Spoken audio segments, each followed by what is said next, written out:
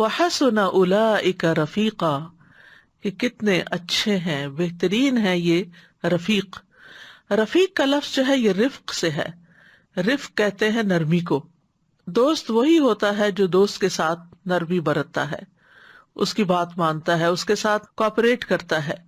تو رفیق کہتے ہیں اس شخص کو جس کی نرمی اور جس کی اچھی عادات کی وجہ سے اس کے ساتھ انسان کا تعلق اچھا ہو، جس کی کمپنی میں انسان رہنا پسند کرے۔ یعنی قیامت کے دن جن کو یہ دوست مل جائیں گے، جن کو یہ ساتھی ملیں گے، جن کو ان کا ساتھ ملے گا، تو وہ بہت خوش قسمت ہوں گے کہ وہ ان کی کمپنی کو انجوائے کریں گے۔ بہرحال عربی زبان میں رفیق اس کو بھی کہتے ہیں جس سے سفر اور حضر میں فائدہ اٹھایا جائے۔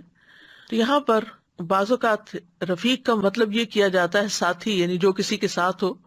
کبھی انسان کسی کے ساتھ ہوتا بھی ہے لیکن اس کے ساتھ وہ خوش نہیں ہوتا یا اس کا دل نہیں ملتا، تو ایسا انسان جس کی شفقت زیادہ ہو، جو خیال کرنے والا ہو، وہی اپنے ساتھی کے لیے رفیق بنتا ہے۔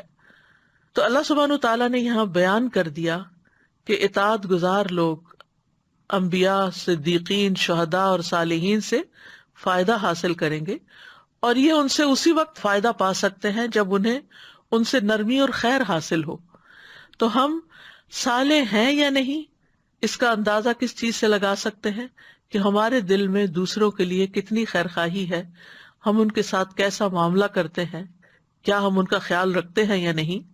تو اللہ سبحانہ تعالیٰ نے بیان کر دیا ہے یہاں پر کہ انبیاء، صدیقین اور شہداء اور صالحین اطاعت گزار کے لیے شدید محبت رکھنے والے اور اس کو دیکھ کر خوش ہو جانے کی وجہ سے اس کے لیے رفیق ساتھی کی طرح ہوں گے۔